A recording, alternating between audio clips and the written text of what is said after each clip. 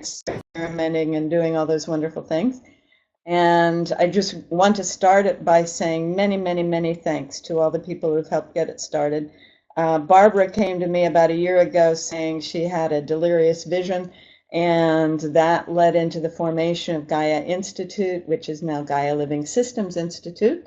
And then with Dee and Barbara, we worked on some plans and some possibilities, and it became clear that we needed to start with an online course. And then Carlos and Michelle and Kathleen have done incredible work, lots and lots of hours to make this happen. All of the beautiful graphics that you see, the materials, everything that you've seen in a graphic way, that's Michelle. And I have to say thank you, thank you, thank you very much to Michelle. They're just beautiful. So let's get started. What are we doing here and why? And the main reason we're doing this whole process is because we are all aware that there is something happening in the world, and it isn't looking very pretty right now, but it is important. And I'm going to skip over some of the parts that I know some of you have some difficulties with, how unpretty it's looking, but I'm going to skim over them. I won't skip over them completely. But we really do need to look at what's going on in the world today. And part of what I want us to recognize is you all know, everyone in this group, everyone who's listening knows that what I stand for is the making change from the inside out. But one of the things that we're discovering is that as we begin to shift from the inside, we start showing up in ways in the outer world that make a difference. And I want to talk about how that happens and why. So what's going on in the world today? We have this incredible collage that Michelle put together for us. And it's just a little bit of everything in the headlines, as if those were the reality. There are bits and pieces of them that are real, but they aren't the whole story. The whole story looks more like this. This is what is really going on. We've got people all over the world working together to find a way through and beyond what those headlines are telling us. That's what we're going to be working on in this seminar, is how to make that happen for us and for the world around us. Now, the ancient peoples have talked about this in a number of prophecies over the years. The one we're going to look at is developed by Willie Whitefeather. It's a video you can see on YouTube. You can see the whole thing anytime. It's called Hope. Willie lives in Southern Oregon when he doesn't live everywhere else in the country. He's a friend, and he developed this video because it was a way for people to get about a dozen messages wrapped up in one. We're going to see the first few minutes of it. The part now where it's how the native people suggest we could be and should be and have been until empire culture living.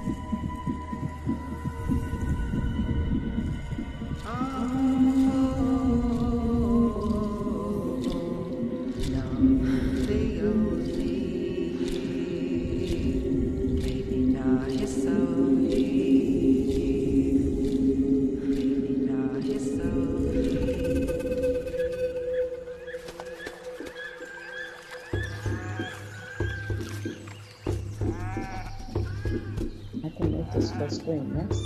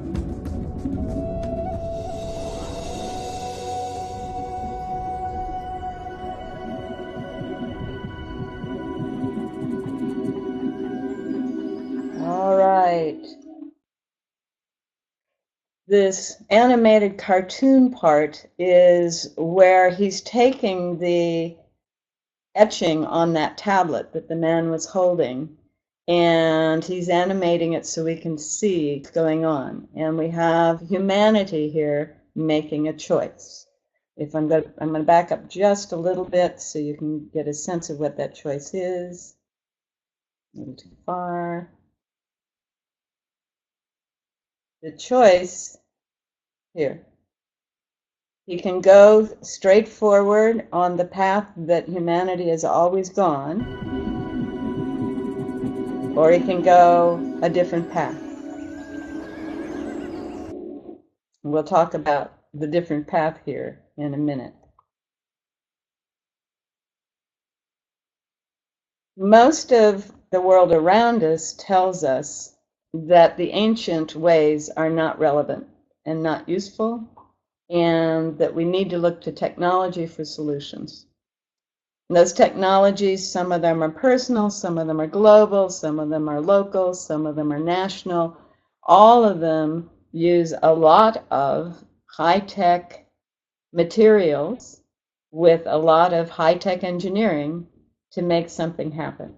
And we may or may not be able to find the solution that way. Most of our culture, though, assumes that's the way we will find a solution to the issues that we're dealing with.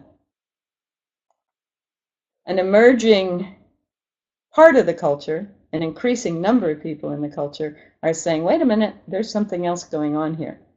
We need to be looking at something called consciousness.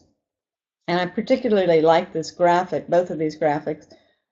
The one on this side is, it might look like I'm doing nothing, but on a cellular level, I'm quite busy. There's huge amounts going on in the body. Our culture has not historically acknowledged that. Our culture has said that what is visible is all that exists. And we are beginning to realize, oh no, there's a lot going on at many other levels. The other graphic is using a high-tech approach to help us understand what's really going on in our interactions. So not only is a lot going on inside us that we can't see, a lot is going on between us that we can't see. That's a lot of electromagnetic activity and possibly energies that we're not yet able to measure, that either are not on the electromagnetic scale, or because they're a different kind of energy, or are at limits that beyond the limits of our current perceptions. Every interaction is not two bodies touching each other. It may not even be two sets of sound waves or two sets of light waves intersecting, but there is an energy field that each of us is overlapping with every other energy field. And so when we think about interaction, whether it's with a person that we are looking at or whether it's a person on the other side of the planet, it's not the words, it's the consciousness that's making the difference.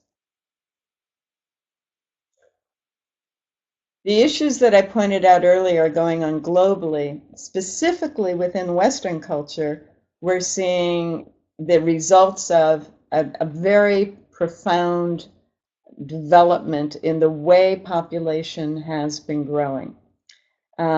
This is just a hodgepodge of images. We have up in the above part, we have cities that are suburban sprawl that go further than the eye can see. And this is consistent with some of the Native American prophecies.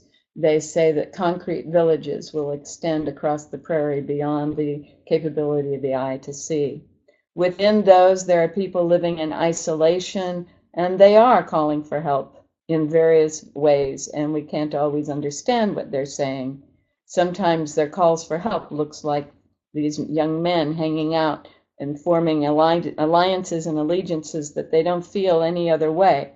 Sometimes the call for help looks like, kids playing in a way that we don't really appreciate. And this photograph, for what it's worth, is identical to the yard I grew up in. That could be my backyard from where I grew up. This is what urban backyards look like, all concrete with these stairs and clothes and all that kind of thing. When kids go through this kind of environment, grow up in this kind of environment, And they see things like this kind of cityscape where almost nothing is there to serve them, and almost everything that once was there is either barricaded or empty now. Then we start seeing other problems, and that might look like the kinds of issues that we're seeing in this picture over here, which is a mixture of military and non-military violence. We also then begin to see the breaking apart of what has been, we thought, a relatively stable governmental structure and economic structure.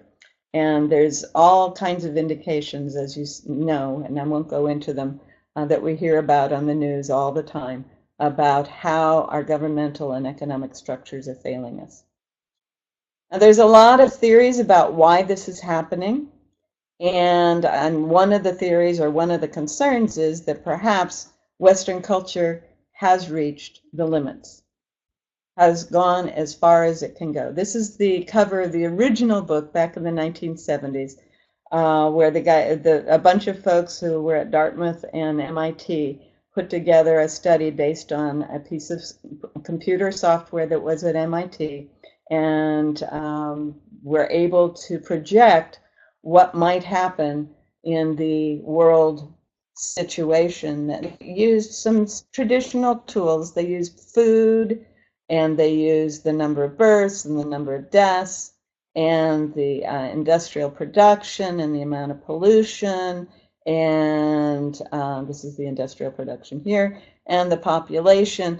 And they, as one increased and another decreased, and as they affected each other, what happened. Now, when I got to play with this particular piece of software back in the 70s, the furthest we could push this point out was 2025 or so. We were right in this point in here.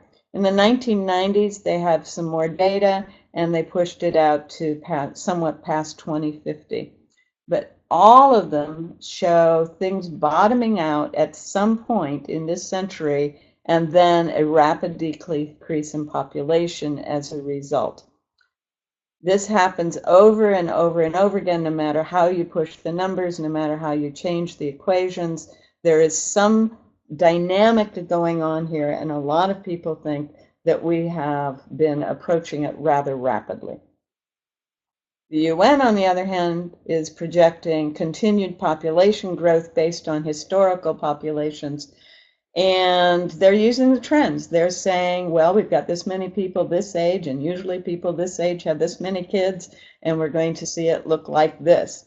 And then they say, well, in the most positive birth supporting environment, we'll look at 10.8 by 2050. In the worst supportive birth environment, we'll look at 7.8 billion by 2050.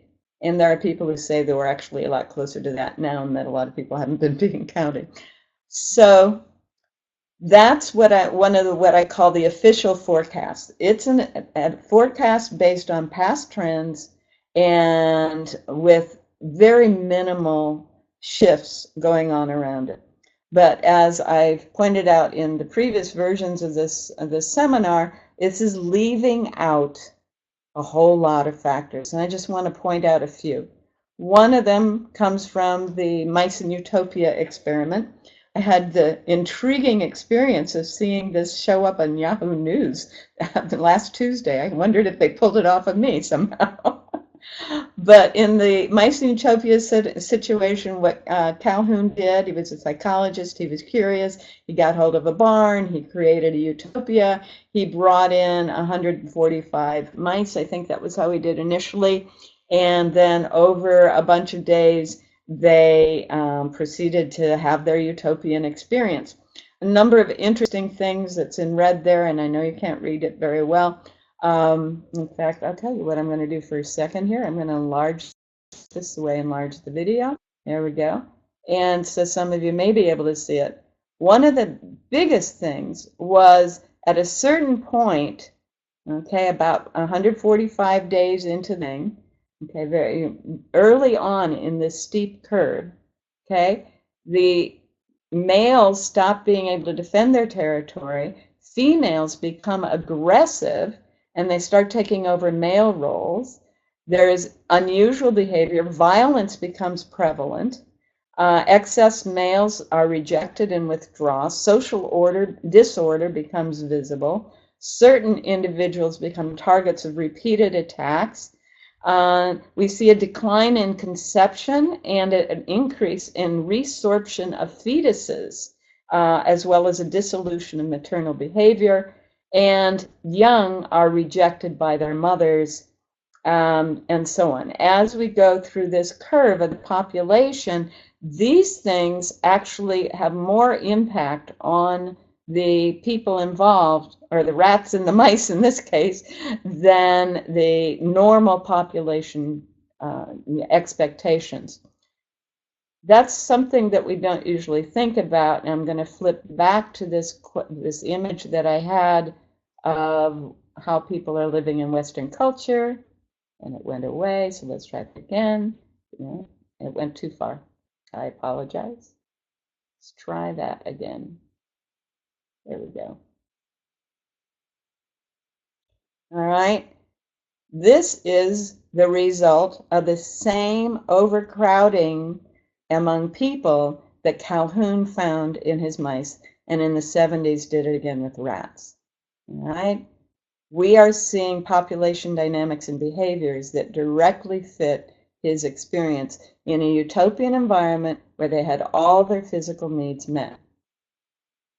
So that's one of the factors that has affected how people and population is likely to unfold, and that isn't usually taken into account.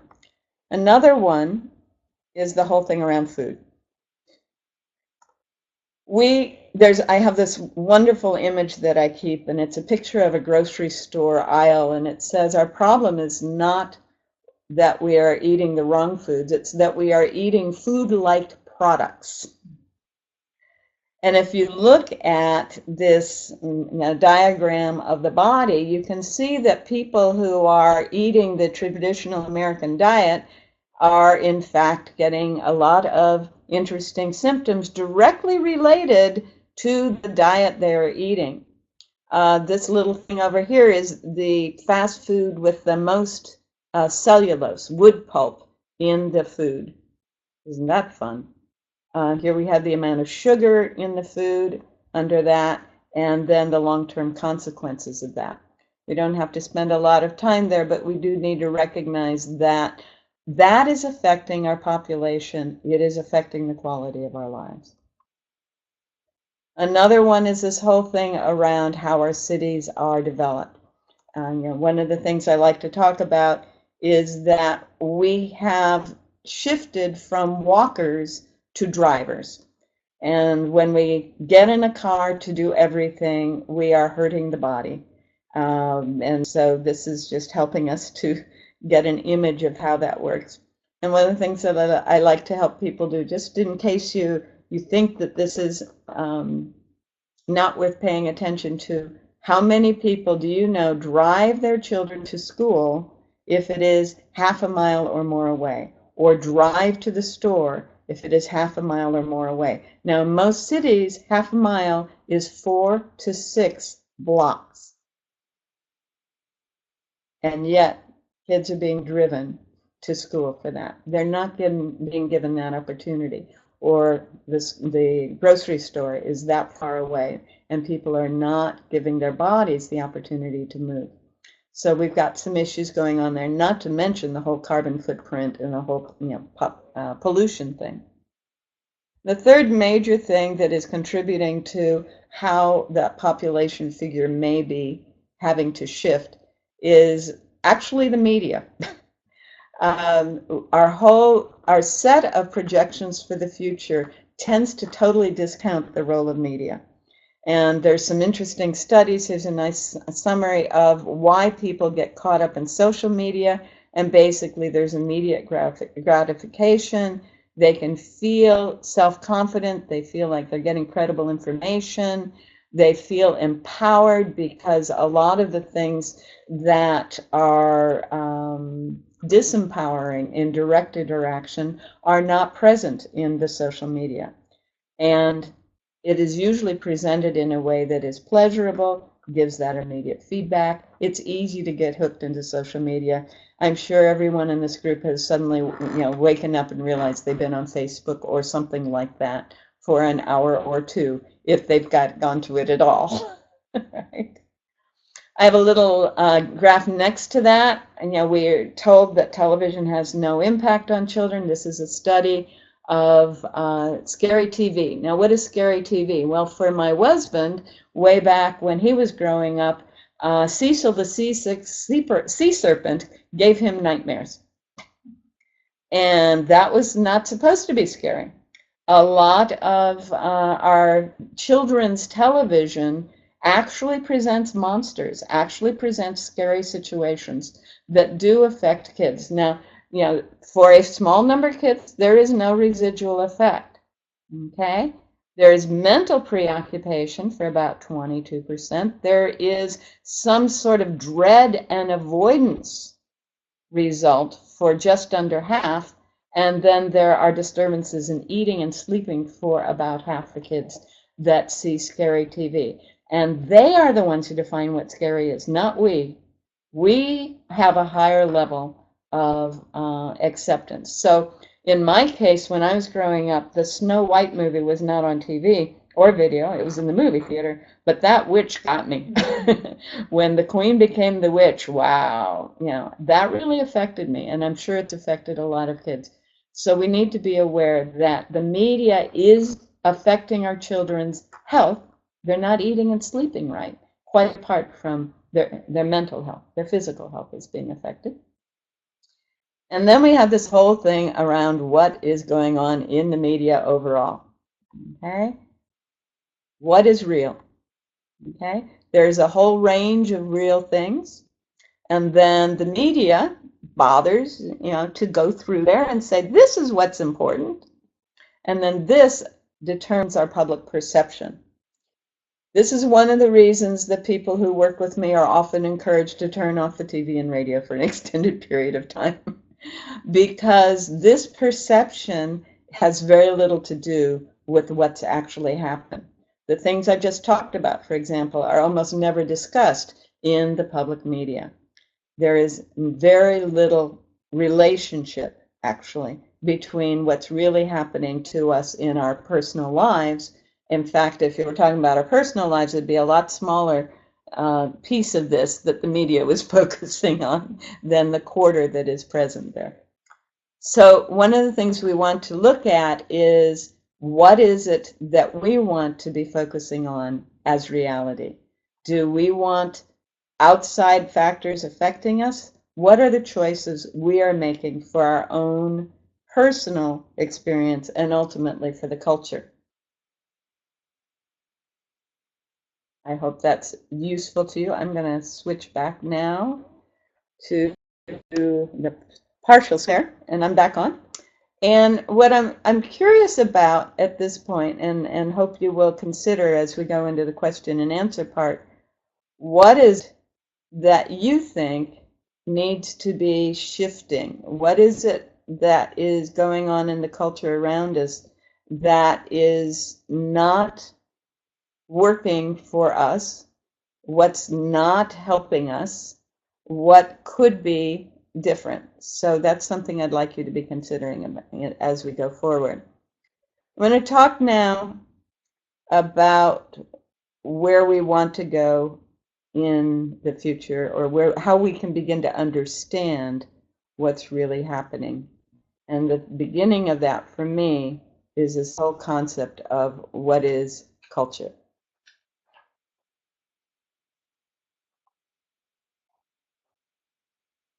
This graphic was put together because most of us have been taught to believe that culture is something about literature and arts and music, and yeah, they're a small part of it, but everything that we do, individually and collectively, makes up our culture.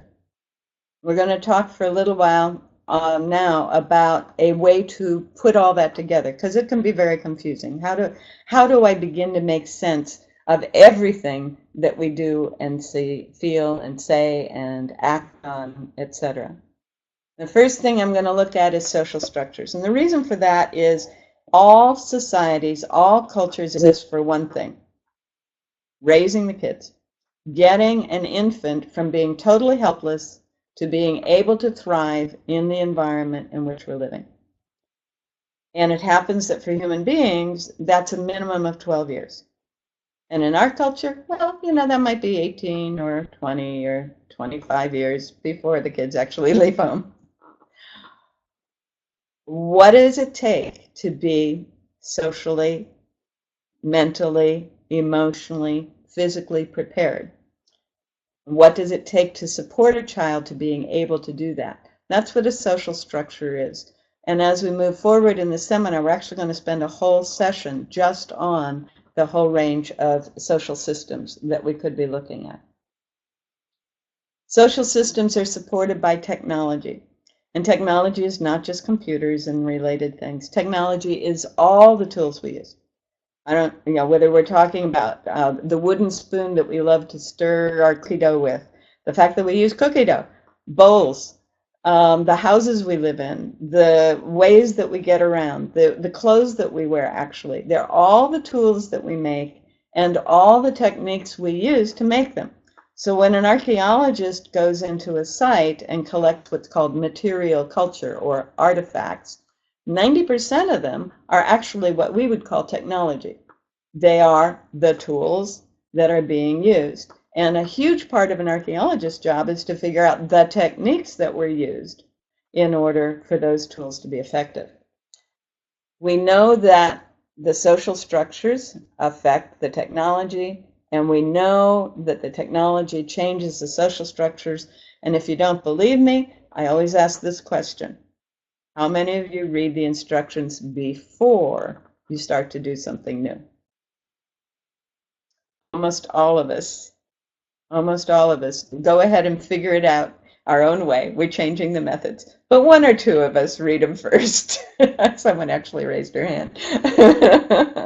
All right. Once we have a social system and a set of tools and technologies, we have an economy. We are producing and distributing goods and services. That is an economy. There are a range of economic systems, a wide range of economic systems, and I like to talk about Bernie Lyotard's book, The Future of Money, which is actually a history of money, in which he helps us to understand the range of economic systems that are out there.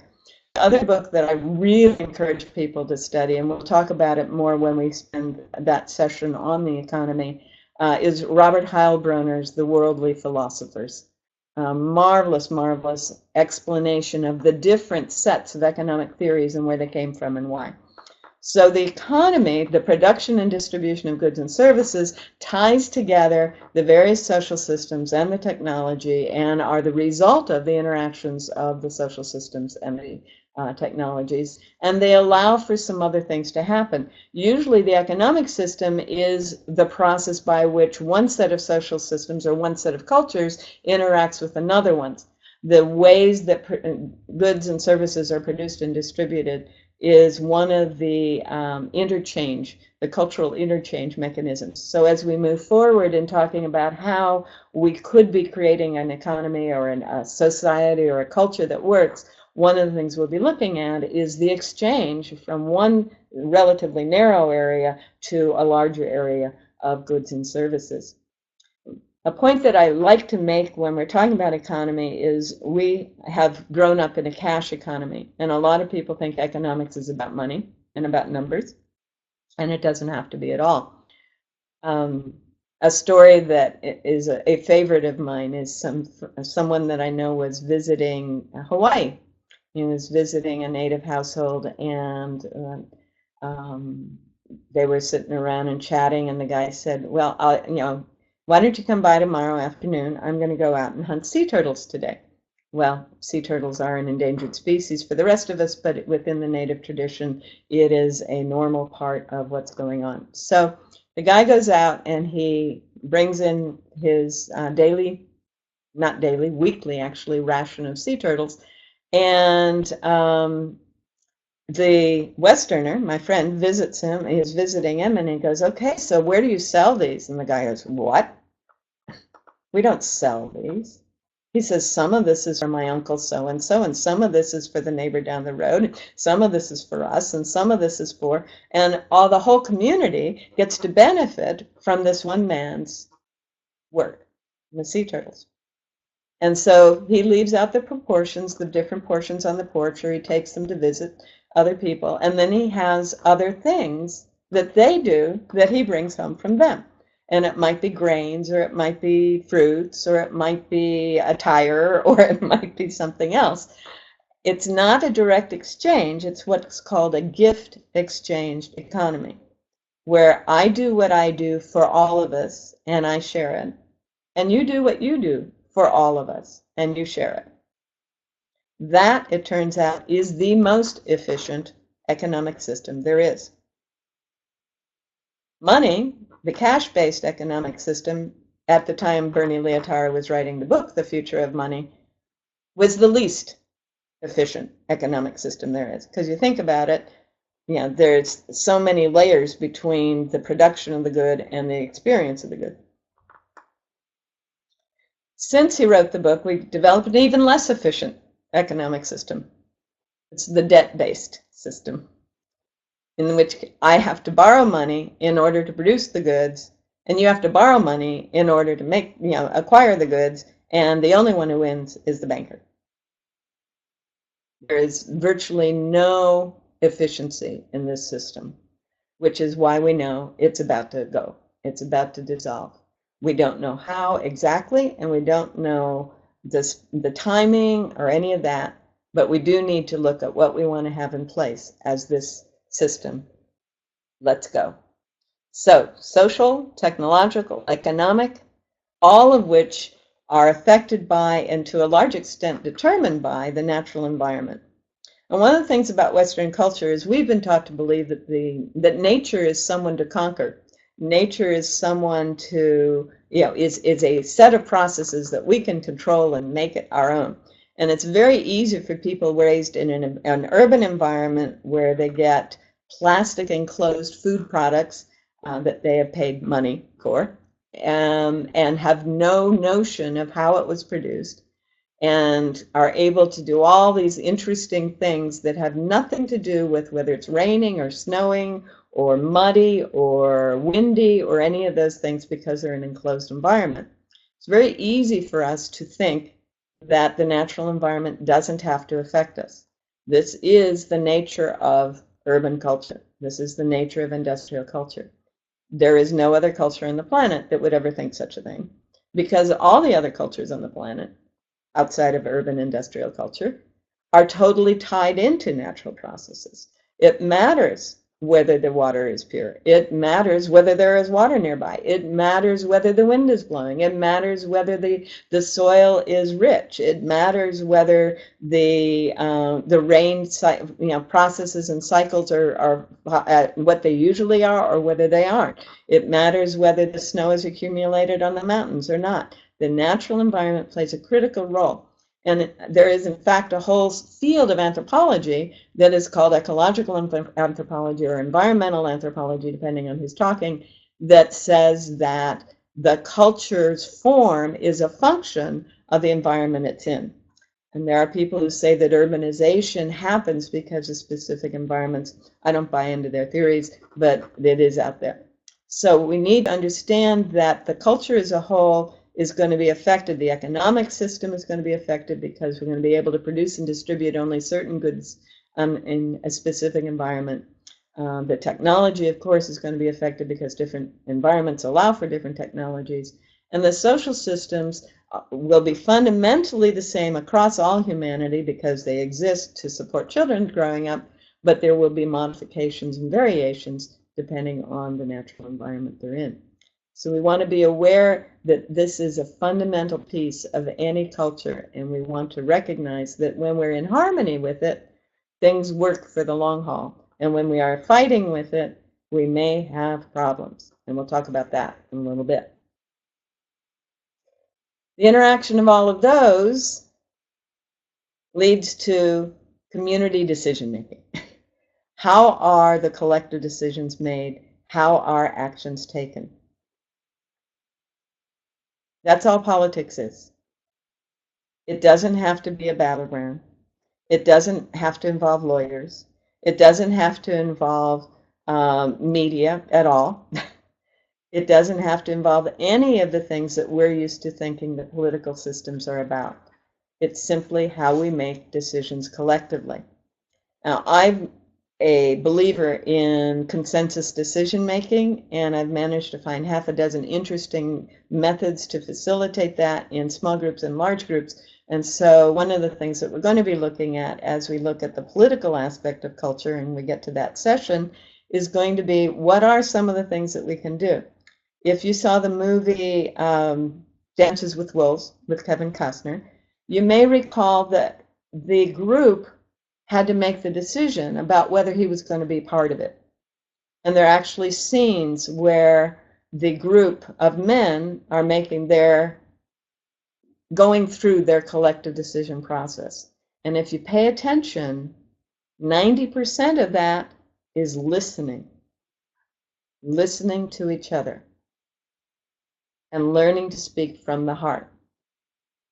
There's a physicist, David Bohm, who made popular in the 70s, 80s, and that period, the concept of dialogue. And dialogue, as he presented it and as it's been in the literature for years, but he managed to get it back into our awareness, is listening from the heart to what everyone has to say and responding from the heart in the moment. Not making up a position, not defending a position, just being in that place with each other from the heart. When collective decisions are made that way, a whole new kind of set of possibilities opens up. And they open up partly because we're operating from values that include the people involved. So I'm going to expand this whole thing. Again, there we go. Let you see the whole picture. And again, thanks to Michelle for her beautiful graphics. Our values is a very shorthand for all of the assumptions, expectations, beliefs, and attitudes and behaviors that we are bringing to any situation. The attitudes and the assumptions are woven into our consciousness. They are our individual consciousness. They are our collective consciousness. You know, I could use consciousness there, but people don't always understand that. We live in a culture that says consciousness is awareness. We're saying, no, it's all of this that we are. And we bring that to the table individually and collectively. It is a huge part of the interaction. And as those shift and change, everything else shifts and changes. In fact, that's true for every one of these petals. Everything shifts and changes when any one of them does. And what we're experiencing right now, this shift we're going through, is the shift in that one space. All right. So what is culture? It's the total set of beliefs, values, and assumptions we have about the world and our place in it as a group, and the social structures, the methods, and the material things that we create, build, destroy, and maintain as a result. As a culture.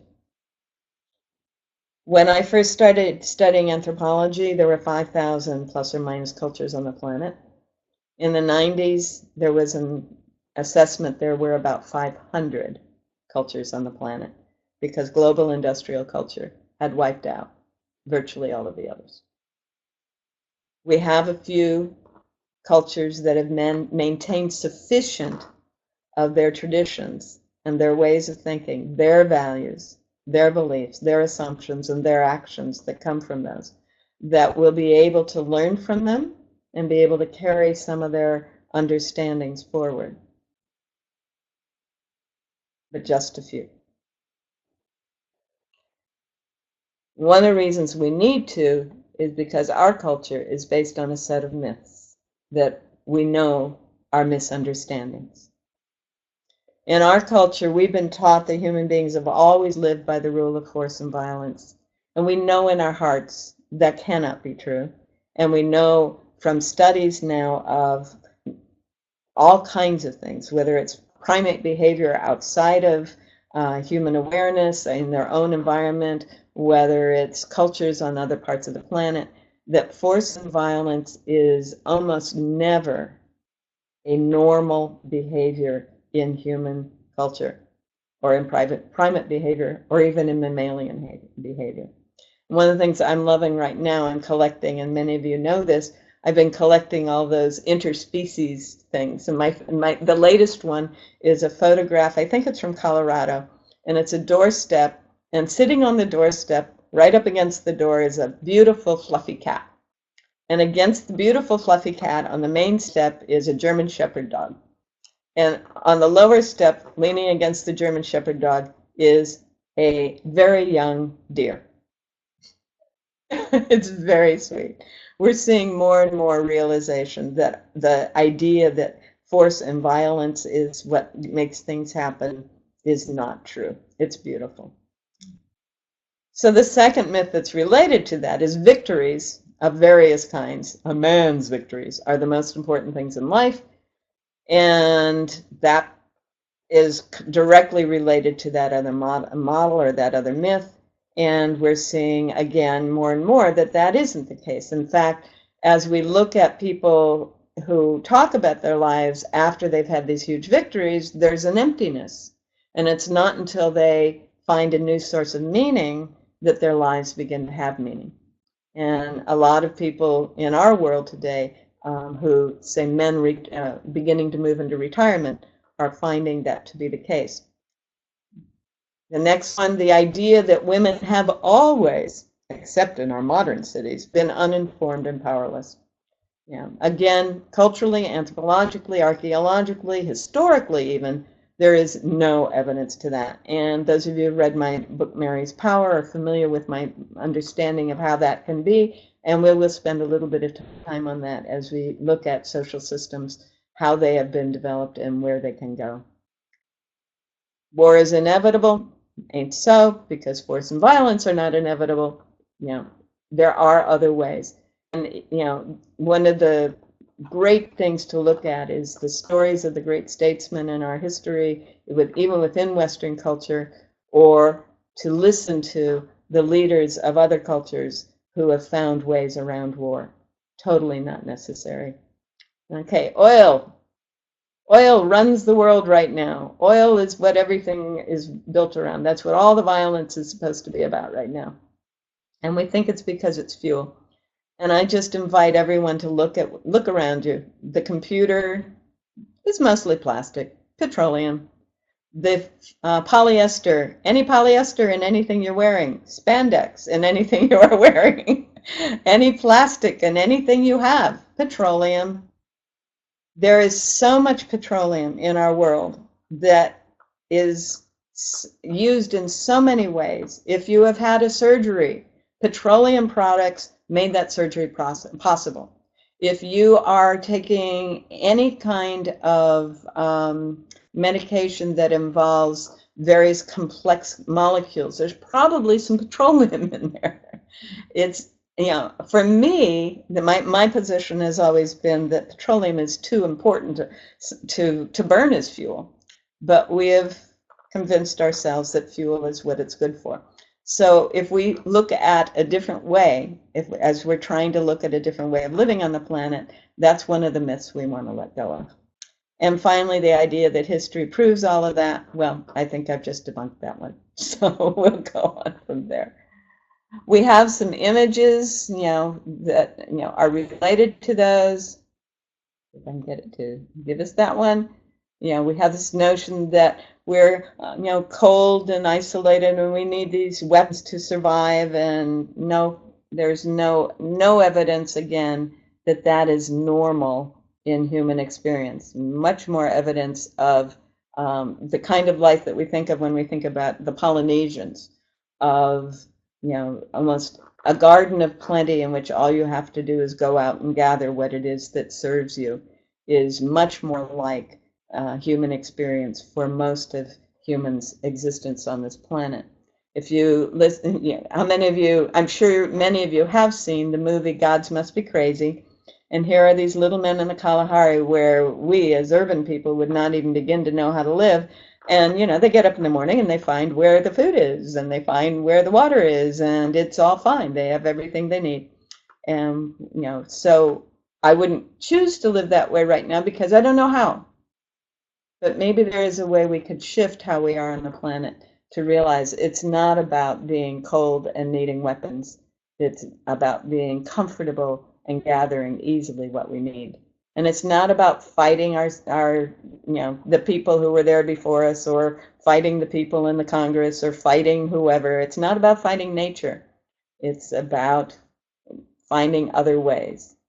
More, perhaps most importantly, it's not about scarcity. We've been taught to believe that there are limited resources. We've been taught that there is scarcity. We've been taught that humanity has unlimited wants, that if everyone was allowed to, go for what they want, there wouldn't be enough for anyone. And yet, if everyone in any given group were to make a list of all the things that their hearts desire, most of all, you would find very little overlap between them, except in one way. Whenever people, and I'm not the only one, Elise Boulding did this for years too in Colorado, whenever we do guided imagery sessions, guided visualization sessions, where people describe their ideal life, in our culture, they always describe a comfortable home, relatively small actually, with a nice yard, where the kids can play not only in the yard, but in the community, where people know each other, like each other, and are supportive. And often there's a few picket fences in those images. The English village, the New England village, the French village, the Italian village, these are the images that we have over and over again. And those villages were built before industrial culture. And in fact, many of them were built before Western Empire culture, or are built on models that were in place before Western Empire culture. So the one common thing that people seem to want most in our culture is something that has nothing to do with what our culture offers. So we'll be talking more about, again, how can we offer that? How can we have that as we move forward in this series? And why don't we have that? Well, we believe that we have to make our mark. We have to achieve celebrity and success. And this is something the media has been reinforcing. I'm amazed, I do various news feeds and trending now is always some celebrity somewhere. We're really reinforced in that. But in other cultures, this doesn't exist. This notion that you have to be a superhero or you have to be the best. And in fact, there are other cultures where anyone who strives to be the best is encouraged to look around and realize that their unique gifts are just as important as everyone else's unique gifts, and they don't have to be so afraid. Isn't that an interesting perspective? We know that these myths have led to a way of life that's not working. And we know, and we are seeing, and many of you are involved in the alternatives that are emerging. And here's a wonderful image. You can recognize the French, I think. This is in Paris. This was a square, a public square, and they turned it into a garden. I love it. I love the huge watering can. I think it's very sweet. This is a public housing project in Chicago. Some of those will become food supply. Right now, it's just green space available in a public housing area. And ultimately, as we all know, there is a new consciousness emerging, and we are part of it. And that's where we're going to be focusing our attention as we go forward. So I'm going to invite anyone who would like to click on the little hand below my picture to ask any questions that you have, and we'll take a short break in the Q&A mode. Any questions that come out of what we've said so far?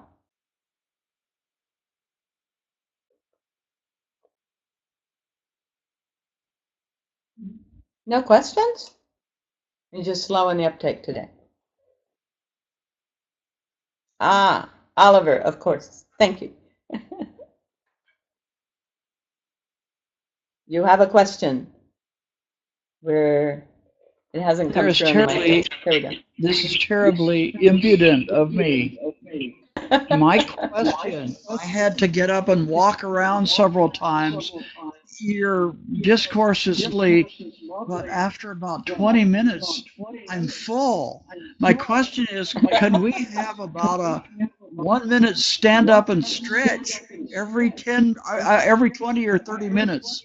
It would really help. Thanks. Actually, yes, thank you. So we've only been going for 35 minutes, but I meant for us to go 30. But yes, please stand up and stretch whenever you feel like it. And I will make the introductory part shorter next time. Thanks. Any other questions?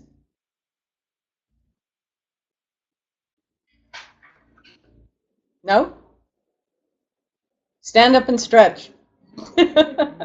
I'll give us a couple of minutes of a break. How's that? I'll shift to this one picture so you can enjoy the shifting consciousness picture.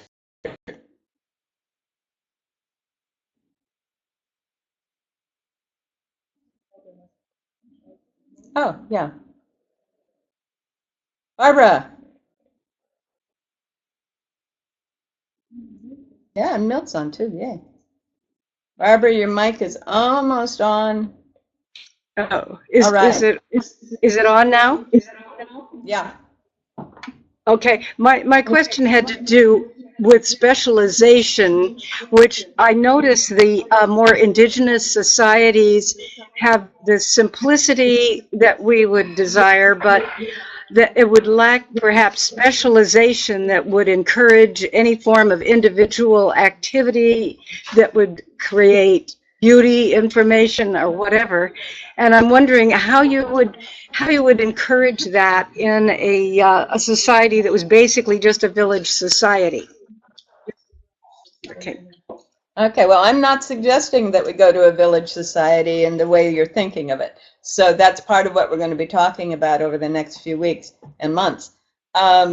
Yes, we are not that there is no specialization in village cultures or in indigenous cultures, but I'd like to point out that in a hunting gathering culture, it takes about an hour and a half a day, 6 days a week, to provide all the food, clothing, and shelter needs that a hunting gathering culture uses. In a gardening culture, not a farming culture, it takes approximately 4 hours a day, 6 days a week, to provide all the food, clothing, and shelter needs we need. And what usually happens then is art and music and spiritual practice in the remaining however many hours one is awake.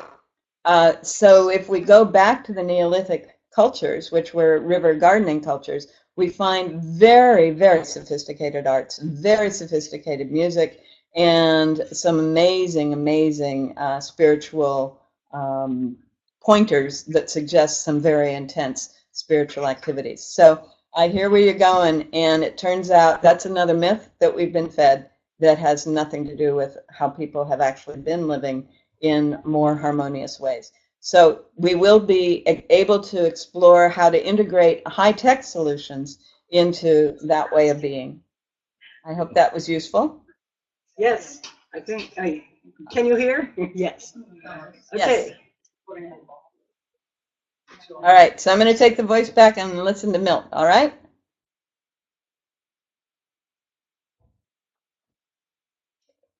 Thank you, Milt. We're waiting for your mic. Your mic is almost here.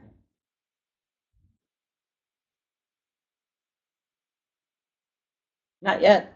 It's still spiraling away. We haven't got your connection yet.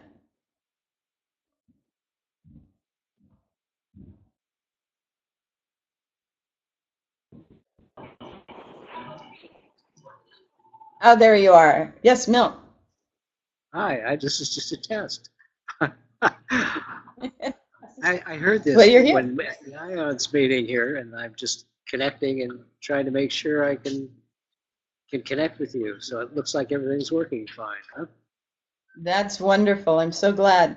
So I was thinking of you at one point in this thing. Did you have any points that you wanted to emphasize in what I've said so far?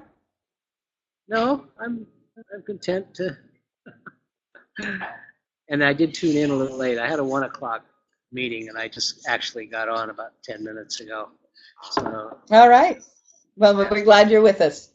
And I've got Oliver with us. Say hello to Oliver for me there. I don't know if I'm getting through to him or not. I haven't seen him in years. You just did. You just said hello. Wonderful. Isn't it fun when good people can get together through these kinds of things? Maybe we'll set it up so we can have a shared video at some point. We can all talk. Thanks. All right. I think that's it on the Q&A. Shall I give you all another minute or so? No, Oliver's back.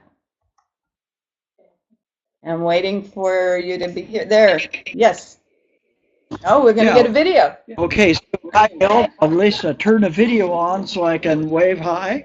So Ruth, my question is, given all the things you talked about, what would you say is the one or two most inspirational, relevant books or media that you know of having to do with the nature of our times, what we should be doing that's really most inspirational?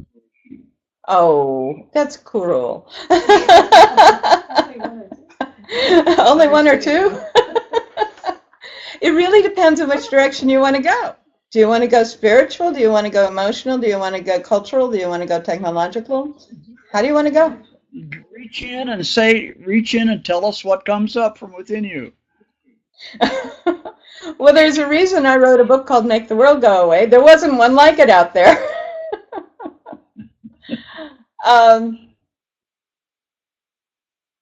One of the things that I've learned more and more, thank you so much, Oliver, for asking. One of the things I've been learning more and more is that for each of us in every given moment, there is the specific thing that is going to show up in that moment for us. A lot of people, I'm intrigued to find, are rediscovering a book called The Prophet by Khalil Gibran. Mm-hmm. It's perhaps as relevant as any other book we could be looking at right now. A lot of people are finding that the autobiography of a yogi by Paramahansa Yogananda has been very powerful in helping them remember, oh, I'm not a limited being on a limited planet. Those are two very inspirational books that apply no matter what. If one is interested in getting a deeper sense of what it's like to live in some of these or more traditional cultures, there's an anthropologist named Colin Turnbull, and he wrote about Kalahari Bushmen, he wrote about pygmies in the forest, and he wrote about the mountain tribes. All of them are African. And his books are absolute gems. He is an anthropologist, so he does come from the Western looking at perspective. And, so those are just a few that I think are very effective. And, films are always very useful too. So just if each of us goes inside and says, what is it that we're called to experience, we'll find it. All right, so the next section that we are scheduled to talk about is about 20 minutes worth. And because we got started so late, we're not going to probably spend a whole lot more time on it. We're going to talk about forecasts and prophecies. And the minute I talk about forecasts, I talk about futurists and futuring. And Oliver was my mentor when I was becoming a futurist, so I dare not say too much.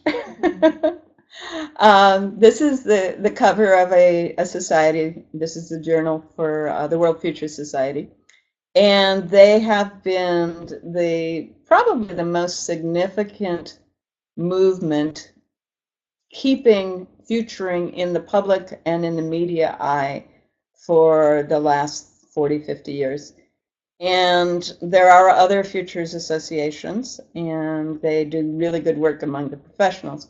but this is doing both the professionals and the public.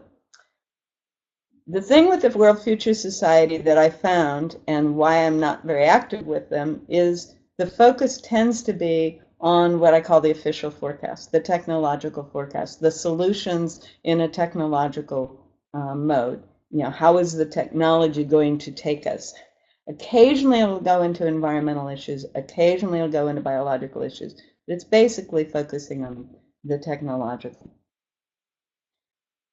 If we look at what has been called the cone of probable futures, we have an infinite range of possible futures. And when I was working with Mark Lee, with Oliver, and others at Stanford Research Institute, this kind of became our normal structure, and I've been using it pretty much ever since, of saying that there are scenarios that are kind of as extreme points. One of them is the technology comes in and it does, solves all our problems.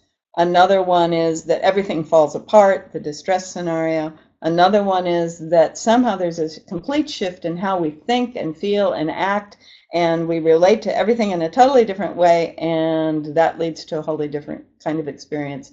And then what I've done is distinguish between that and what I'm calling the green scenario.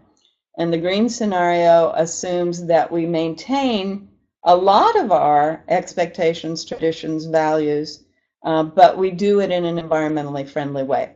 So a lot of people who are out there doing organic farming and then selling it in the marketplace, who are doing sustainable housing or green housing or green technologies, but are staying in the same economic structure, would be in this green scenario. The technological solutions range from the must-have gadgets to wind farms and solar. And the total breakdown scenario, I'm going to give you a little bit of it from the YouTube, from the video Hope. And he's going to talk about what happens when we take that upper path. It gives us a material option, a materialist option. It looks like we're going to accomplish a lot in the world. These images are the Hopi prophecy.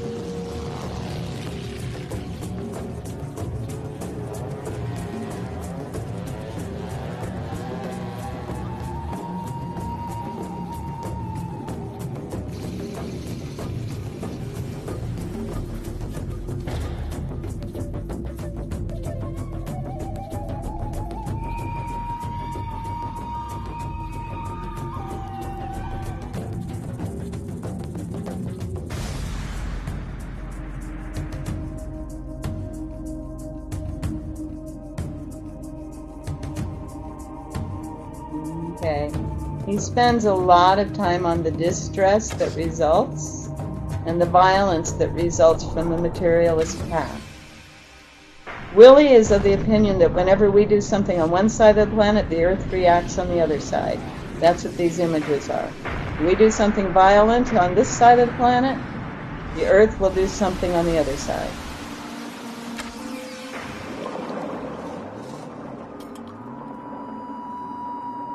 And he's documented that over decades.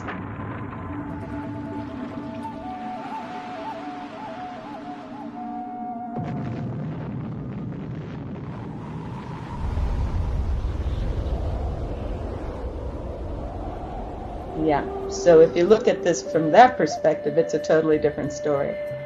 All right. I'm not going to make you watch the distress in this, because it's too distressing for some people in this group. But from Willie's perspective, all of those things and the breakdown that is the result are simply because we went on what the Hopi prophecy said was the path that was above or was off the path of human history, human norms. And we went for the material, we went for what looked like the easy answer without really being aware of the consequences. So the idea that when we do something harmful on one side of the planet, the Earth responds by doing something naturally equally intense on the other side of the planet is a way to think about what's been going on for the last 10, 15, 20 years. And is a way to explain how we would get to total breakdown. Because not only do we have the damage that we've done, we have the damage that results from those natural processes, those natural distresses. There is another direction, and that's the green. This is a town in England, Tormorton, and there's beautiful TED Talks, several of them now, about what they did there. They realized they had all of this land that was public land, and they had all of these people who were hungry people, and they had children who had no idea where food came from. So they began to create public agriculture or public gardens. It's unusual to think that you can grow artichokes in English villages, but there it is on the public green. This is a town where they've made a bed just like this right in front of the police station, and people will go to the police station to harvest their corn. There is now edible landscaping all over town, and kids are never without something to eat because it's always there. This is the actual rock that we've been taking that video from.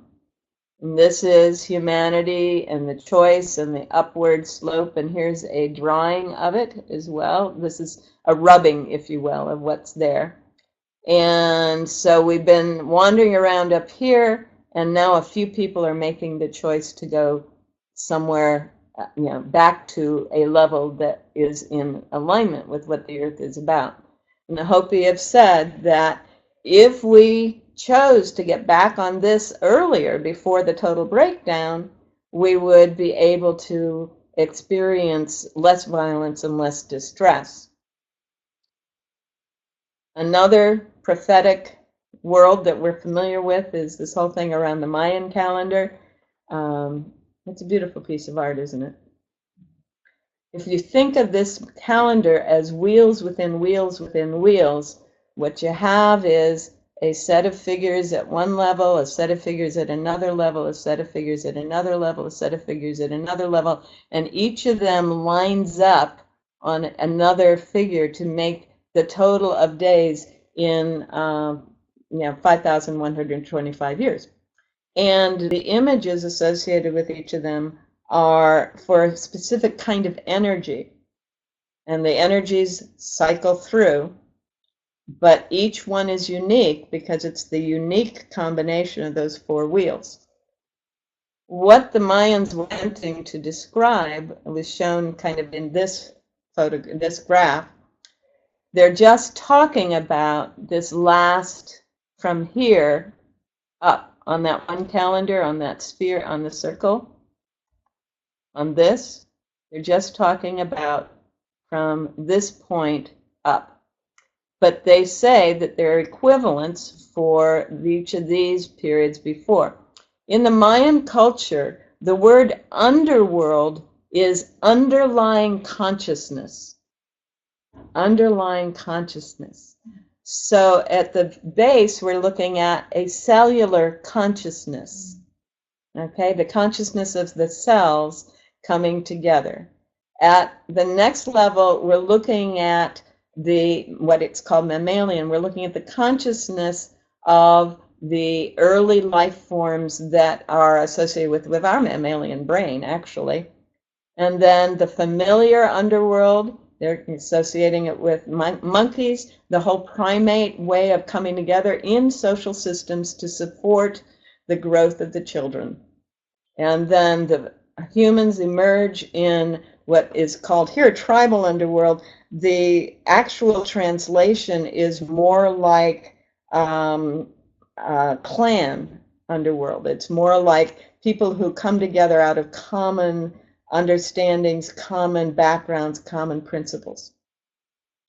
And then from there we get into associated with land and language. Okay, so people coming together because they identify with specific land. And this is something that, if you go back to what I was saying before, that war is inevitable, in indigenous peoples, who I am is a function of the piece of land that I grew up on. I cannot be separated from the land, and the land cannot be separated from me. So I'm not going to fight a battle with someone over their land. How could I do that? That would be insanity. There's no room for that in my value system. So when we get into the regional consciousness, that's where that emerges, that connection with the earth as opposed to the connection with the people.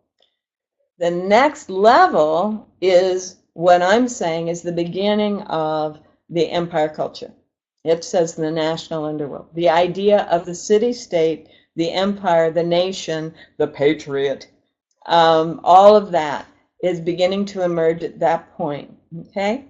So then we go from there. With the industrial age, we begin to wake up to this is a planet.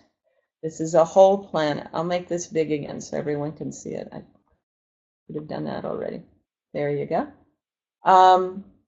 This is a whole planet that we're talking about. The beginning of ecology, the beginning of planetary travel. This is when, long about that time, just about the middle of the 1700s, it became normal for someone who is becoming an adult to travel to other countries in Western culture. That became part of graduating from college or assuming your role as an adult. You would travel elsewhere and learn from other countries.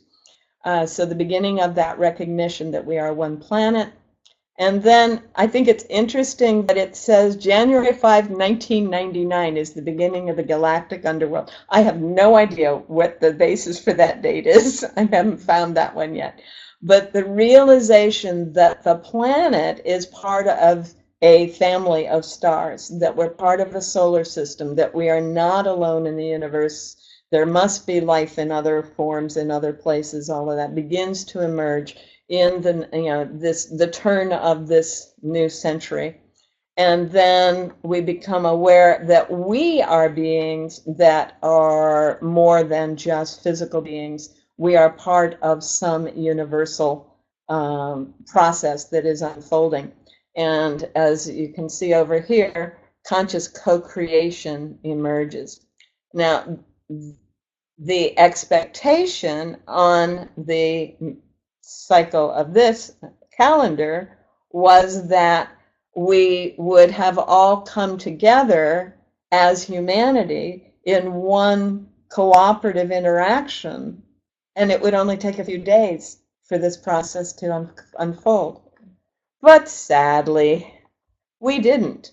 Now the Hopis say, and those of you who've sat in on this before have not heard this in this particular presentation, the Hopis say that the reason that happened was because when the Creator gave humanity those first tablets with those inscriptions, each group of humanity was given a different set of inscriptions on the tablet.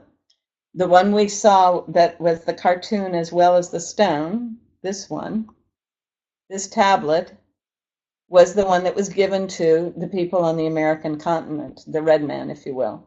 There was another one given to the yellow, another to the black, and another to the white.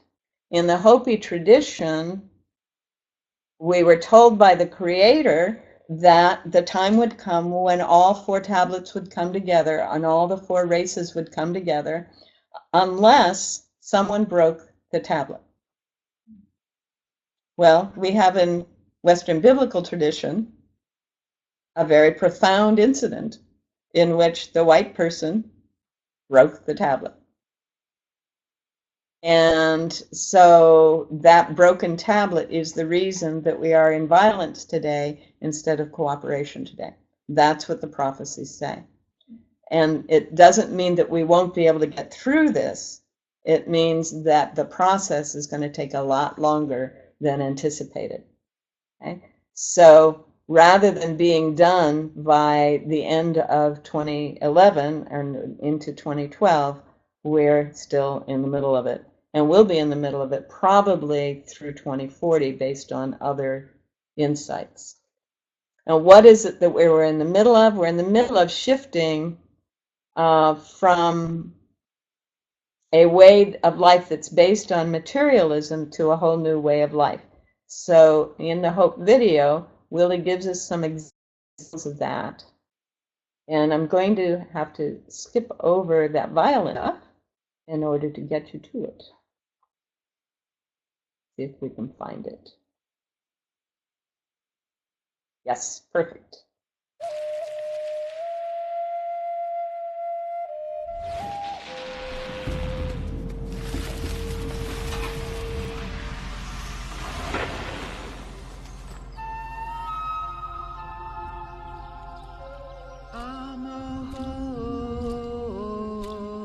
When we start to celebrate, to share, to work together, to play,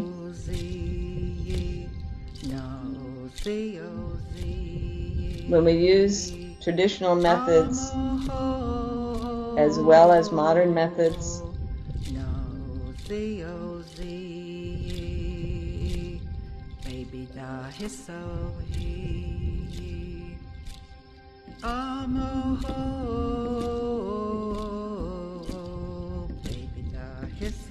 then the cultures come together.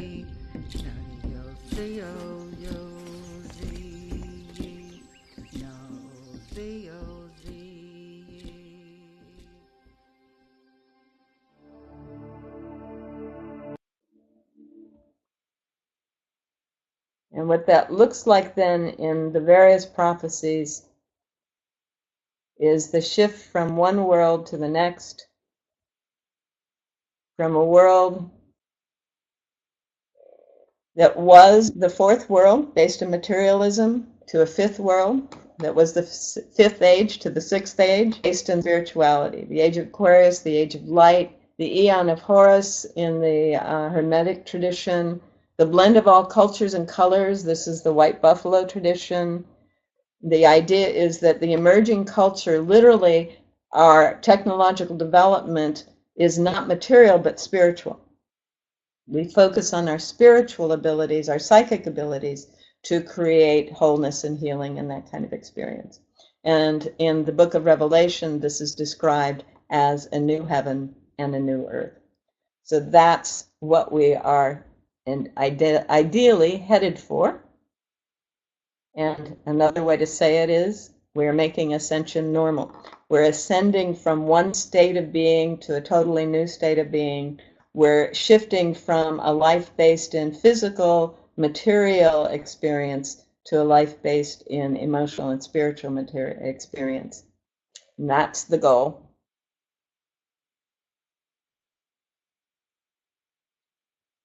And our next stage in all of this is to begin to wonder and explore how it is that we're going to get there. So, are there questions at this point about the prophecies and the forecasts? You can stand up and walk around if you want. Yes, I have a hand up in the room. So, something bad inside of the world, and Willie Whitefeather shows through documentation that something equally bad happens on another side of the world. So if we do something good on one side Nice. of the world, is there documentation to show that a beneficial natural occurrence happened on the other side? I haven't heard Willie say anything about that, but I will ask. She asked, in case you didn't hear, whether the same holds true for good things. When we do something that is really wonderful in one part of the world, does something really wonderful happen in the natural world on the other side?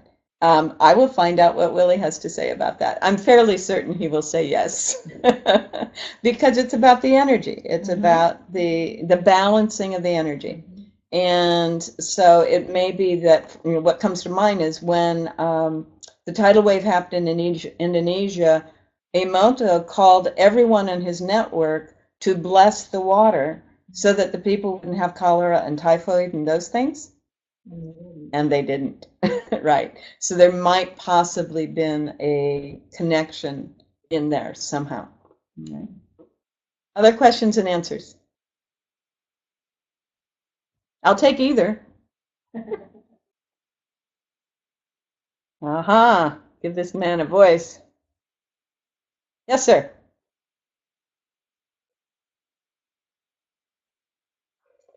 Microphone's almost there.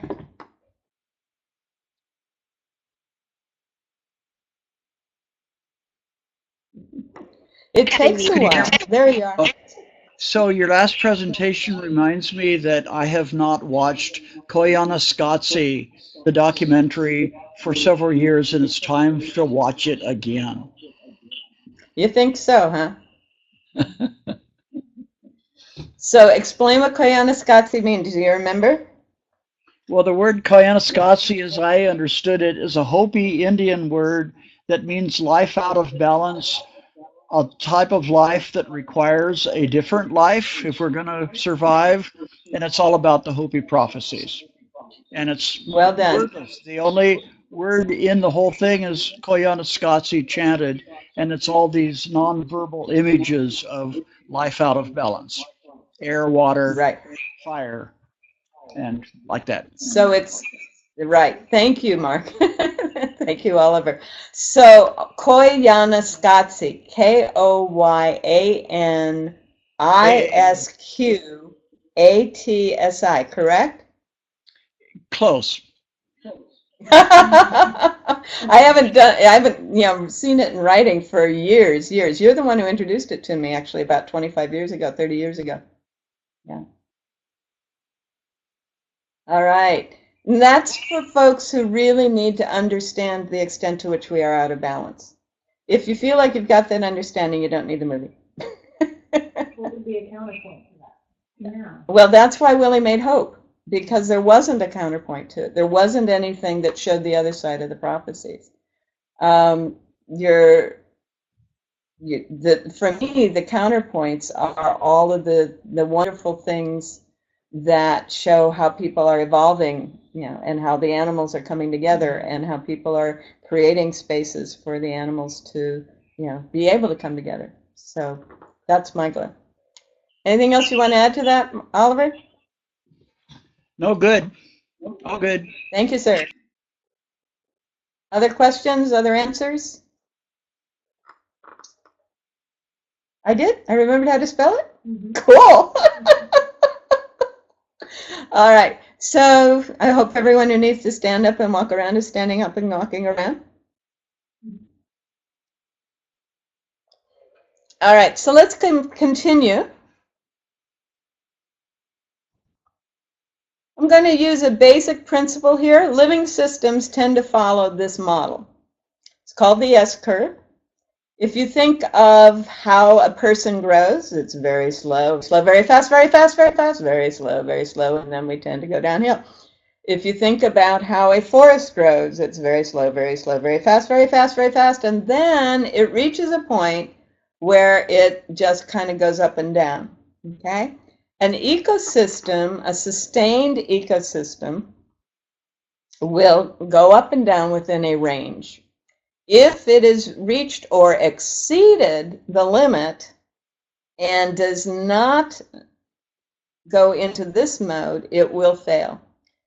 The first time I learned about the failure was a standard environmentalist or an ecological story of the deer on the Kaibab Plateau. The Kaibab Plateau is the plateau in Arizona around the Grand Canyon on the south side. And the National Park Service took over the Kaibab Plateau so that we could all go see the Grand Canyon. Wonderful, wonderful. However, there was this problem. There were a lot of coyotes, and people didn't like all the coyotes. So they killed off the coyotes. Well, then the deer population didn't have anything managing the deer population, and it was against the law to kill deer on national park land, so the deer proceeded to explode. So what had been this nice sustained population maintained between the food supply and the coyotes suddenly skyrocketed way above the maximum capacity of the environment. And the reason you can go down the Kaibab Plateau today and barely see any life at all, it's a lot more now than it was 30, 40 years ago because they learned, is that the deer ate everything in sight. They ate all the grass, they ate all the leaves, they were eating the lower branches of the trees. It was terrible. And then they were dying off for starvation. So then what happened is The current level of deer on the Kaibab Plateau is somewhere down here, about a third to a half of what it was before. And they have some coyotes back. So the idea of an S-shaped curve with a sustained development pattern without continued growth is the natural way that living systems behave. If you grew up in traditional Western economics or business, you were told if you weren't growing, you were dying. However, we have many, many, many long-term sustainable businesses, sustained businesses, not necessarily sustainable ecologically, but economically sustained, where they've been in that nice sustained range for decades. They are family corporations. Their families are some of the wealthiest people on the planet. They learned how to do that. You don't have to continue to grow to survive. This is another myth of our culture. It's one that has failed us, frankly. I'm using that to lead into something that was developed by an ecologist trying to understand trees. His name is C.S. Holling. I'm going to shift to the large screen again so you can see it. He's known as Buzz Holling. His specialty was spruce forests, and particularly the spruce budworm. And he was saying that in any given situation, life starts as a seed. It starts as an egg. It starts as a seed. Every living system starts as a seed, and there is inner growth. We may not be able to see inside the egg or inside the seed shell. And thank you, Michelle. This is so good. And that inner growth continues until it begins to emerge. And in the emerging into the community, into the environment, there begins to be some interaction with other entities. And all this time, there are changes. There are pressures from within and pressures from without that are affecting it. Now, this is a flip. If we were to turn this around, that would be the S curve, right? And then at some point, there begins to be outer growth and increasing interdependence, and that's just sideways because that's how it fit and it's perfect. And ultimately, we begin to start having a visible structure, the early structure. Now, in a tree, that would be the sapling starting to have that firm bark, that firm trunk. Okay, up to now it's been just like any other plant. It's been really flexible. It doesn't have that. In a forest, there would begin to be defined activities and zones within the forest. Within the human body, we're now in the fetus stage, actually, where the fetus starts to look like an infant. And the infant is being born in the next couple of stages. Or you can say emergence is birth, and this is the child beginning to be able to interact more and more with people and have its own thoughts. So there's almost any way you can look at this. In an organization, I've got an idea, my seed, I figure it out, I work it out, I get some funding and I put it together. It begins to become public. I start to be interacting with a lot of other entities, business entities. I start to invite people to become part of it, and we form a structure. We have a limited liability company or a corporation, and we begin to have policies. Okay. So as the S-curve continues in this direction, we have increasing structure and growth, more and more policies, more and more rules, more and more regulations, more and more people. This is my desk, that's not your desk. This is my job, that's not your job. All those kinds of things as that increases in the traditional S shape of living systems until we finally reach the point where there really isn't any way to do anything more within the company or within the forest or within the lake that we have. And so there isn't going to be much growth. And in a corporate structure, the way we've set it up economically, because we've told ourselves that a business that isn't growing is dying, that's when we take on subsidiary companies, or we take on another district, another region, or whatever, and we try to duplicate ourselves, or we try to expand into other fields. Well, about that point, there is usually some kind of critical event. And when that critical event happens, it's going to look just like all the things that have happened all along. It may not be any stronger, it may not be any more intense, but it leads to catastrophe because the structure is no longer flexible and cannot respond appropriately. And the experience is chaos. This is our life stories. You had a dream, you build it, you got it in place, everything was together, and then someone got sick, or there was a loss of a job, or whatever, and everything fell apart, and it felt chaotic, and it was awful. That is the process. But what happens is out of the chaos emerges a new seed, and the whole process can begin again. The issue is how long, how intense, how much time am I going to hang out in the chaos? We have a giggle over here. I hope there are giggles in other places. And the chaos, to me, how long I'm going to be stuck in there is literally a function of how long I want to hold on to the original, the preceding, the just immediately preceding structure. Now, I may think I'm hanging on to the original seed. I'll go back one. I may think that what I'm hanging on to is the dream, the image, the vision that we had in the original seed, but in fact, what I'm hanging on to is the structure that was in place. In order for a new seed to emerge, I have to let it go. I have to let it go and allow the new seed to happen. This is where I believe we are in our culture right now. Right in here. This is where Western culture is. This is what all the prophecies say. This is what a lot of the forecasts are saying. This is what's going on. How do we know? How can we follow that? How can we pay attention, discover that? There's a concept that says that if you want to know what's going on in your world, look around at 3 different kinds of things. One is the media. What's happening in the media? Okay? What are people looking at?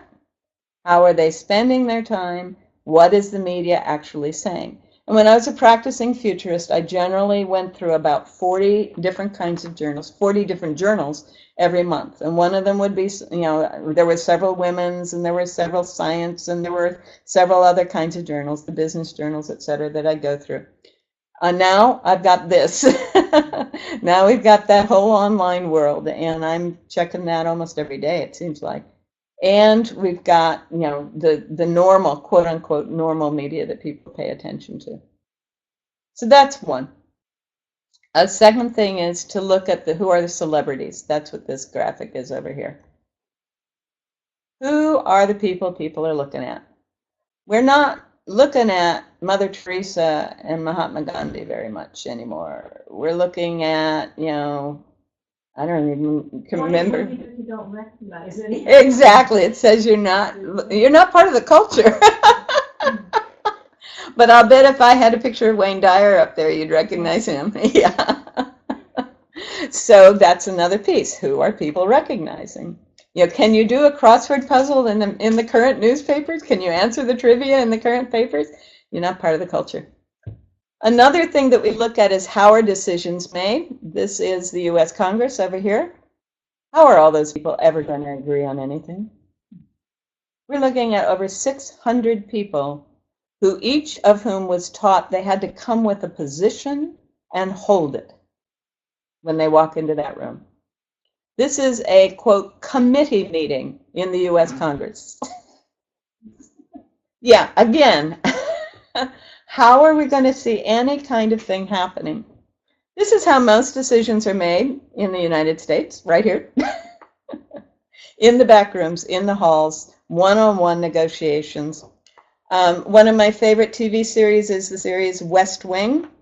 And in the third year of the series, towards the end of the series, they had each and every living president come on, and every one of them said, yep, this is how it is. So if you want to know how things happen in the White House, get hold of the series West Wing. You can get it on Netflix. You can buy the whole series. We have the whole series in the Portal Center Library. It's in storage right now, but I can put my hands on it, and it'll be at the Little Blue House. This is very interesting. This is a town meeting in Afghanistan. This is a town meeting in the US. Same number of people. Totally different way of understanding how information is shared and how decisions are made. I like the circle compared to the dictator. Yeah. The comment here is she likes the circle compared to the dictator. And that's one of the things we're going to talk about when we talk about political process. Our political systems are a function of our values. They are determined in large part by the technology available to us. So something to be aware of. A fourth area that to be looked at is what are people doing in community? What do people do when they get together? I chose these because, frankly, these kinds of things are about the only things people are doing in community anymore. All the clubs that I know about, the Kiwanis and the Lions and the Rotary, are doing these kinds of things. They're creating parks. They're holding painting parties for whatever. And those are habitat houses, not one house. Habitat has been growing exponentially, Habitat for Humanity, and there are other groups like it forming all over the world. Community gardens are growing exponentially. Again, there are other things like that happening all over the world. We saw the ones in France and England. So something is going on there that we can talk about. The thing in the middle, one of the things that I learned way back in the 70s when I started this work is if you want to know what's coming down the pike, look at what the artists are doing, and these are artists, most of them, and the neurotics. Because they're picking up on what is emerging. They're picking up on the energy. They're picking up on the edges of what's happening, and they're building on it. And what they do will end up leading to others doing things around those things. So focusing on the artists and the neurotics are two of the things that you can do to begin to get a sense of what's coming down the pike in any given culture. This framework, this is a simplification of a framework developed by a guy named Graham Molitor. This is put out in the 90s. He developed it in the 60s. The idea is that these artists and the visionary works are going to be where something begins to emerge, and then it's going to come up in various other forms of behaviors in the communities, etc., and then it's going to show up in the technical and scientific literature. Science fiction is usually back in here, and then it shows up in the science. Then the mass media begins to cover it, and you can see it's already penetrated the culture by the time the mass media begins to pick it up. So that's part of why I was reading 40 different journals every month, was because if it was here, if it was in Women's Day or Time, it was about here.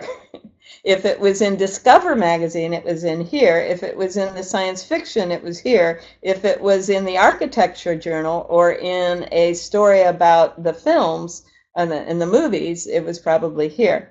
And then last but not least, it enters into the educational materials. And sometimes that can take, here it's saying 30 years before the present, and then in the present, it might be here. So something to be aware of as you're looking to see what's going on. What I'm suggesting is that a lot of the community building things that started, back in the 70s and 80s are now arriving in here. And if we want to know what's going to be coming up 30, 40 years hence, what's going on back here? So that's part of what we'll be talking about as we look at what it takes to design and discover a new culture. All right. So any questions about that before we do? We're not going to do another Willie. We did another Willie, I think. Before we go on into what it takes to have a sustainable culture. Any questions about the way we can understand where we are now. I'll go back to this. And I'm going to exit full screen. Any questions or answers at this point?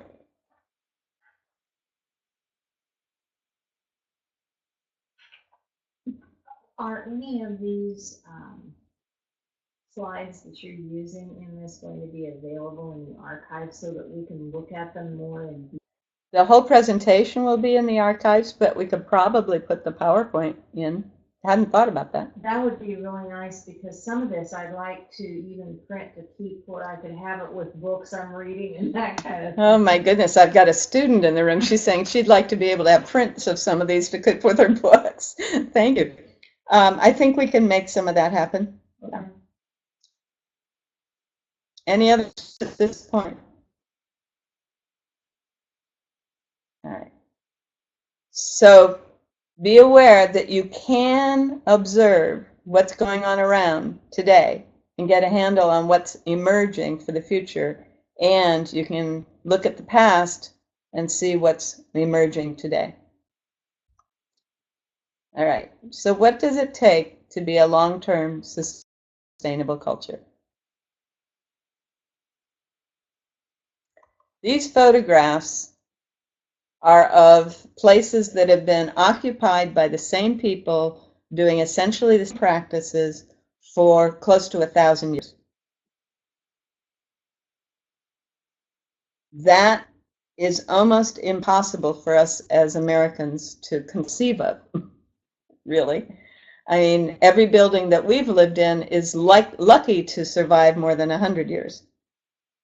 And yet these buildings have been there for 1,000 years. Most of the land that we've lived on has been, farmed at most 100 years, maybe 150 if you lived east of the Rockies.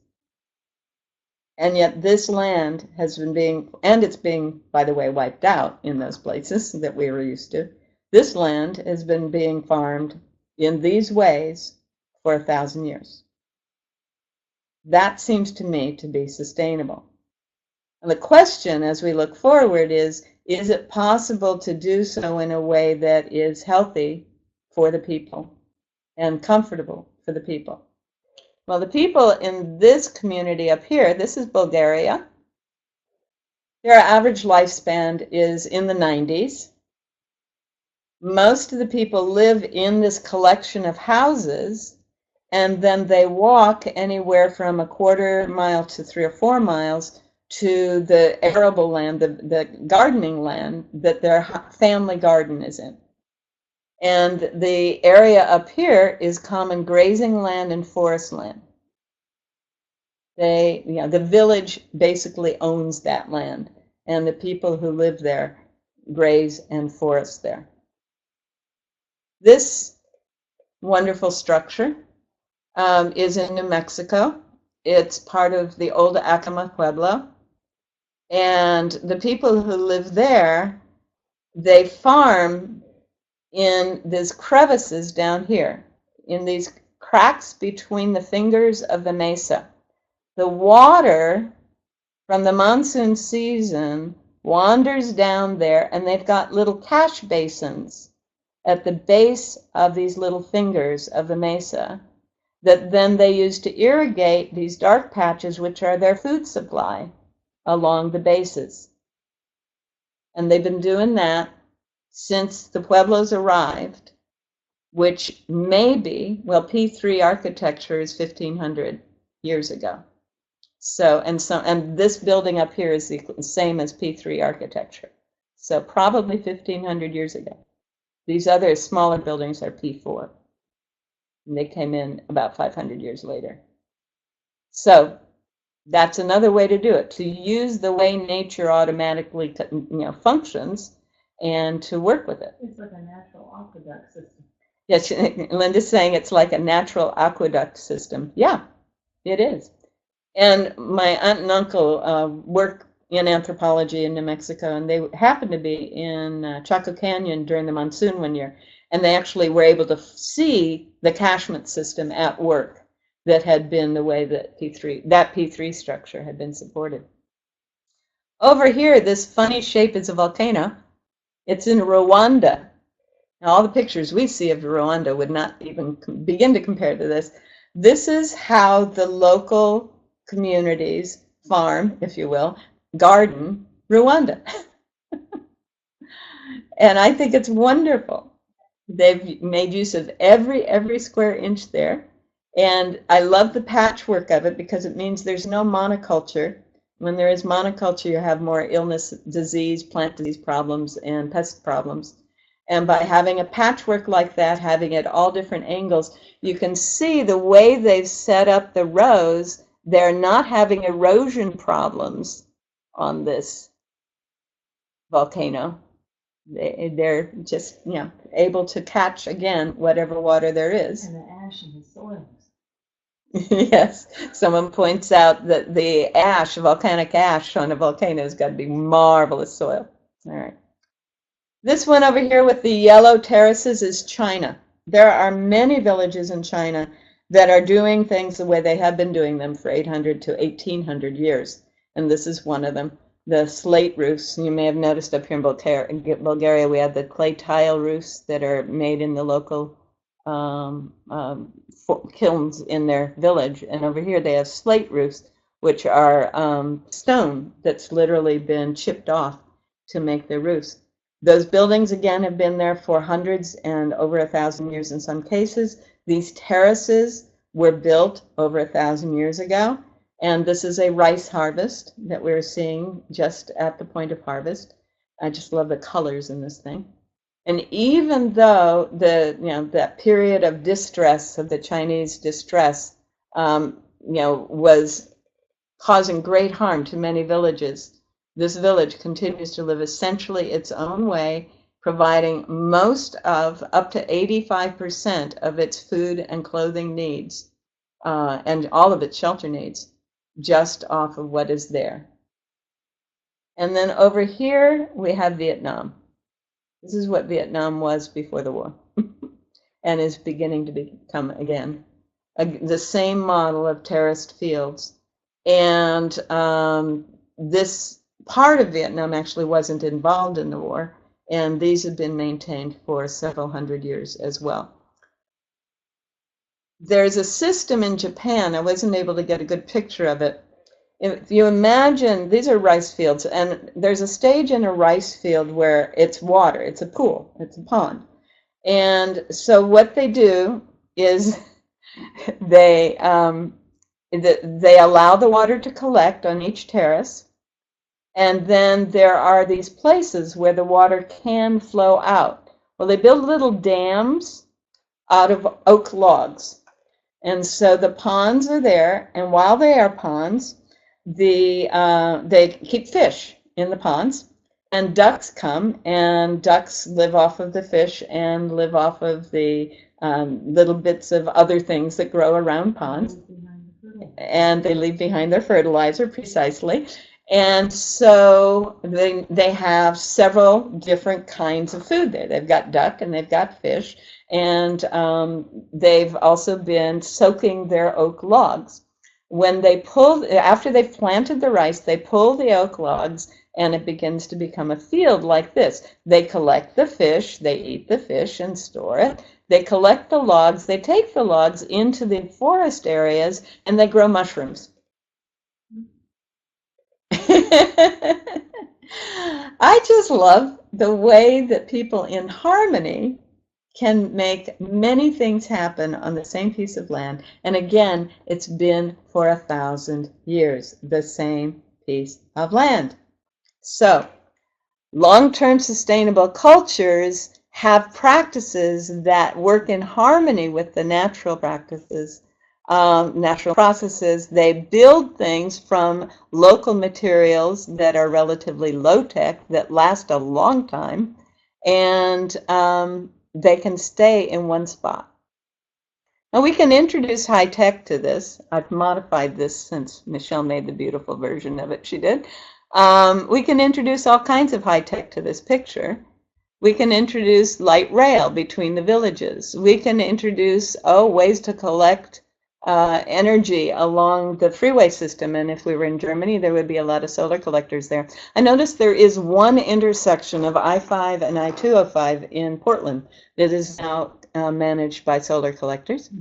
We can use high tech the way Bucky Fuller suggested and build things that take very little material and are available, for a lot of different kinds of structures. We can use high tech by getting off the grid. The amount of resources tied up in the electrical grid is terrifying.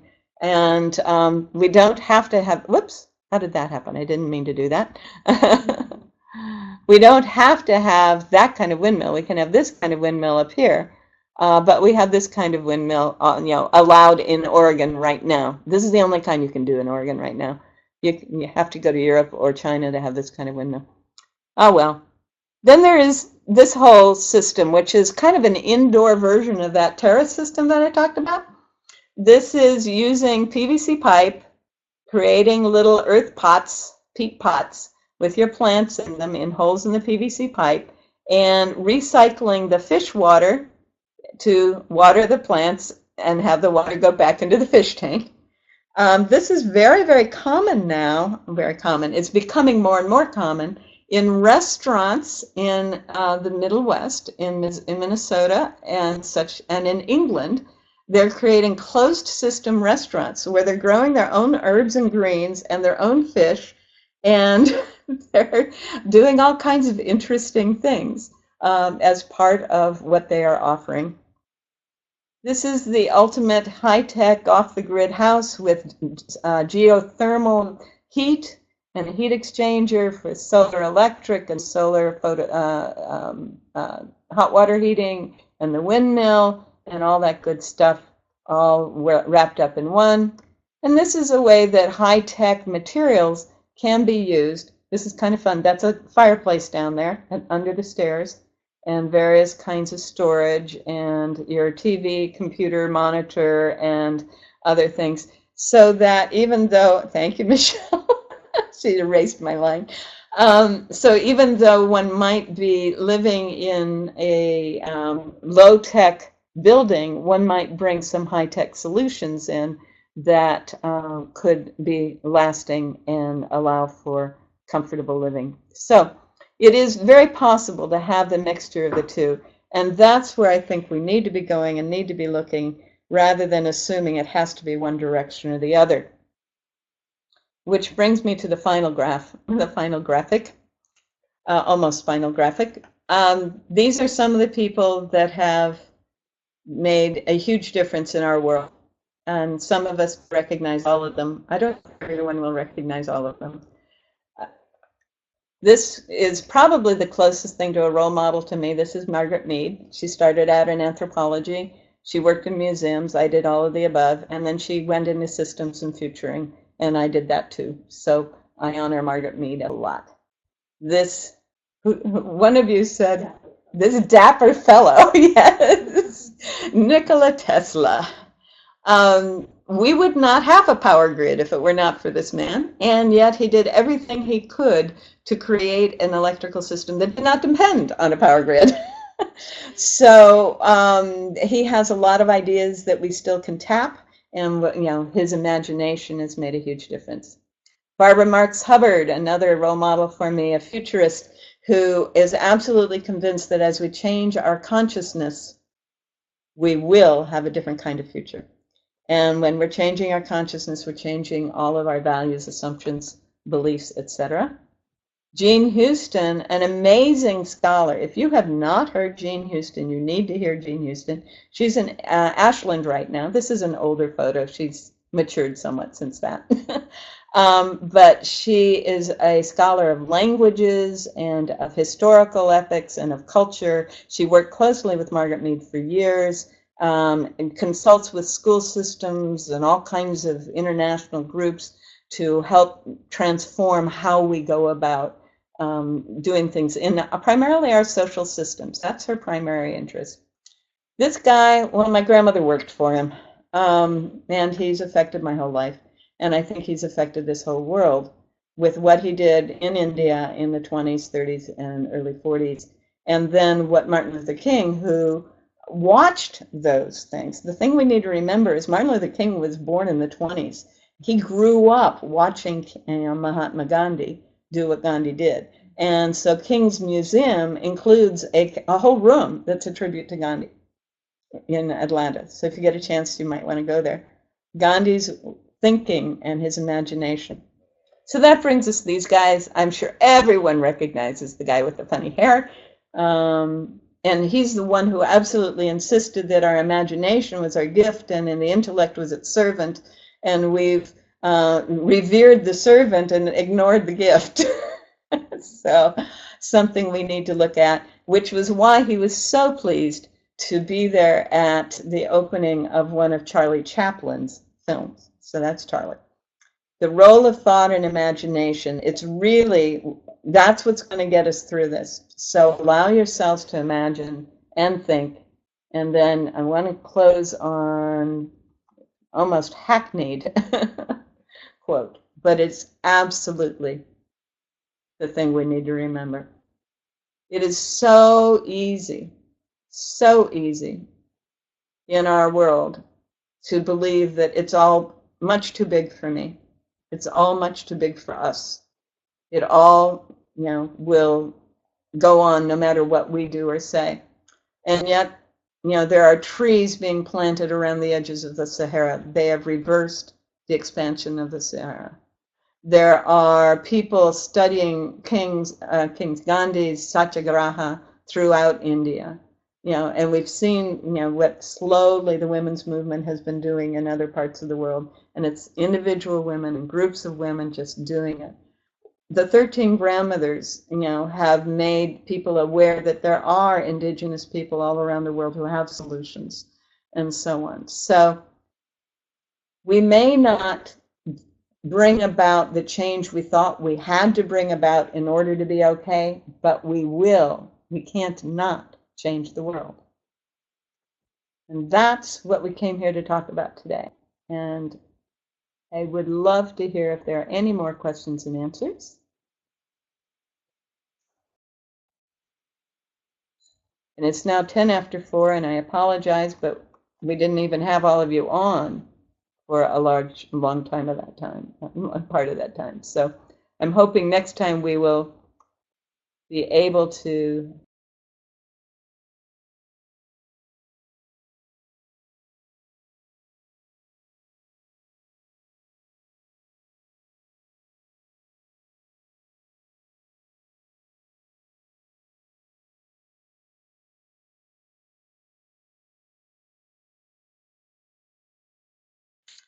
All right, I'm back.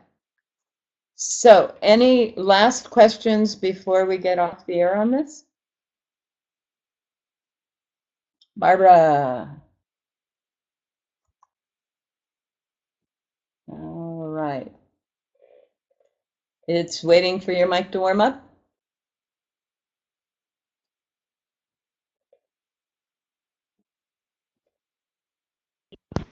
Are you hearing? All right. Yeah. We You can hear mentioned you. about you can't hear? You can. Yes. Okay. All right. I'm wondering about instructional neuroses.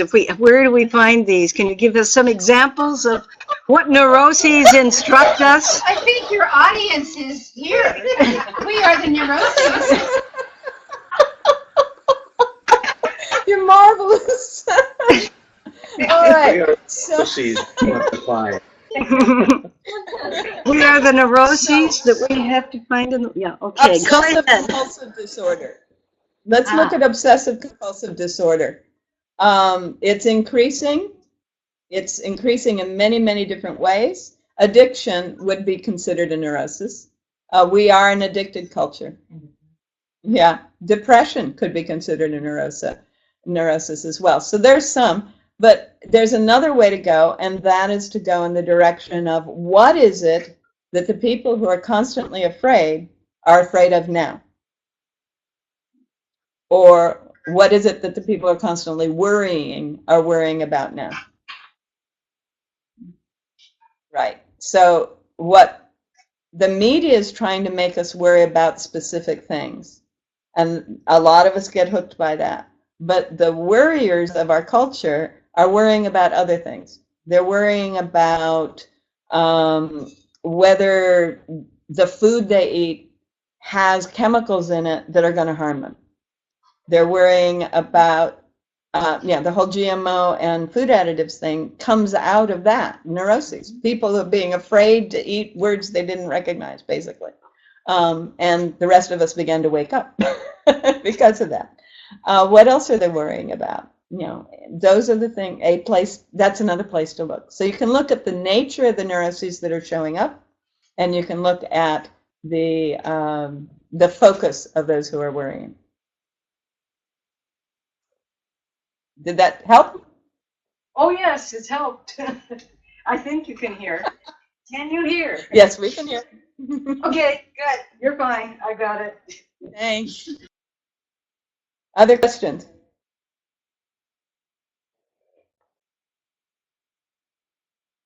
No? Well, then let's call this thing done.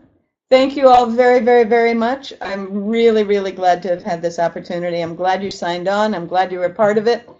And our next one is she's very good. She's handing it to me, March 21, which is the vernal equinox. And if you got the email that had, from me personally, right, with the guide in it, it has a little bit of an outline for each session. And we'll be looking more at what is culture based on those overlapping rings that I talked about. And we'll be talking about ways that we can begin to experience more consciously the culture that we currently live in and begin to consider what the culture is that we would like to be living in. So that'll be on March 21 at 2 p.m. You will get another invitation from Click Meeting. You may not, and you'll get something from me. You'll get a handout from me because I have some things that I've prepared for that shortly beforehand. And I hope we will get to see you then. I think that's it. Goodbye, all. Thanks. Thank you. Thank you. Thank you.